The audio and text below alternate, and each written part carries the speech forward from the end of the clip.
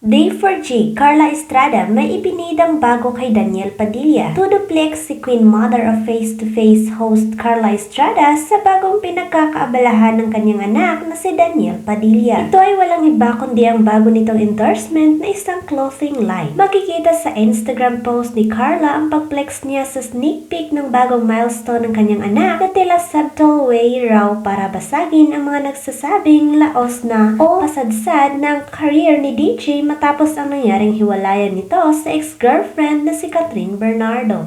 May hashtag itong Day4G, Way to go anak, ani Carla. Sa kanyang sariling Instagram post naman ay nagpakita rin ng patikim si DJ sa kanyang bagong endorsement. What are you waiting for? Caption niya. Matatanda ang nauna na siyang magpaabot ng pagbati sa anak sa pamamagitan ng Instagram story kamakailan, na hinulaan naman ng netizens kung ano ang dahilan. Noong Abril 1 naman, ibinida ni Daniel ang renewal of contract niya sa ine-endorsong shawarma. Usap-usapan ang palaisipan sa mga netizens ang tungkol sa congratulatory post ni face-to-face host Carla Estrada para sa kanyang anak na si Daniel Padilla. Hindi ni-reveal ni Carla kung tungkol saan o bakit, subalit masayang-masaya ang ina para sa bagong milestone ng anak na kamakailan lamang ay may bagong negosyong binuksan sa Dubai. To God be glory. Thank you. Tanging caption dito ni Carla, kalakip ang larawan ni DJ. Mapapansin namang nakalimit lang ang pwedeng maglapag ng reaksyon at komento rito. Ilan sa mga celebrity na nagpaabot ng pagbati kay Daniel ay sina Donetta Rose, DJ Hilo at Venom Morales. Halos kasabayang pag-post ni Carla sa pagbubulabog naman ng ex-girlfriend ni Daniel na si Catherine Bernardo sa social media para sa April cover ng isang lifestyle magazine. Bakit nga ba nag-congrats si Carla kay Daniel? Malalaman soon. Matapos ang dulot na kilig ng sorpresa ni Alden Richard kay Catherine Bernardo sa surprise birthday party para sa Asian Outstanding Star, maugong ang panawagan ng fans at supporters ng Kat din na sana raw ay magkaroon ng part 2 ang storya ng pag-iibigan ni na Joy Marie Fabregas at Ethan Del Rosario. Mga karakter nila sa pelikulang Hello, Love, Goodbye na kinilalang highest grossing Filipino movie of all time bago masungkit ang titulo ng Rewind noong 2023. Dahil dito, lumutang ang chikang dapat daw ay noon pang may nilulutong part 2 dahil nga sa tagumpay nito sa Takelia. Kaya lang, hinarang at pinigilan umano ito ng nooy jowa pa ni Catherine na si Daniel Padilla dahil daw sa selos. At ngayong hiwalay na raw ang dalawa, mukhang balak daw na i-push na ng Star Cinema ang panawagan ng mga tao na gawin na ang part 2. Batay sa mga kumakalat na chika, mukhang isasali raw sa 2024 Metro Manila Film Festival ang part 2 directed by Direk Cathy Garcia Sampana. Dinog show, Daniel, humagulhol na mapanood sweetness ni na Alden Richard at Catherine Bernardo. Nakakaloka ang mga netizens sa pagdudog show o paggawa ng meme na video kay kapamilya star Daniel Padilla na kunwari ay pinapanood sa kanyang smartphone ang viral video ng kaswitan ni na Catherine at Alden nang sorpresahin ng huli ang una sa isinagawang surprise birthday party sa kanya. Ang ginamit ng kung sino mang netizens ang may time para mag-edit dito ay mula sa eksena ni Daniel sa Crazy Beautiful You na pelikula ng Katniel noong 2015. Sa nabanggit na eksena, makikitang umiiyak si Daniel habang tinatanong siya ng aktres na si Assunta De Rossi kung nasaan na ang kapeng itinimpla nito sa kanya na gumanap na nanay niya sa pelikula. Tapos pinapakitang kunwari ay pinapanood ni Daniel sa cellphone ang yakapan ng ex-girlfriend at ni Alden. Matatandang sinishape na ng Kat din na sana raw ay matuloy na ang part 2 ng Hello, Love, Goodbye ngayong 2024. Bali-balitang matagal na raw sanang meron, kaya lang ang kumakalat na chika ay hinarang at pinigilan daw ni Daniel ang part 2 dahil raw sa selos noong sila pa ni Catherine. Pero habang isinusulat ang artikulong ito, wala pang tugon, reaksyon o konfirmasyon ng Star Cinema tungkol sa nilulutong part 2 na ito ng HLG.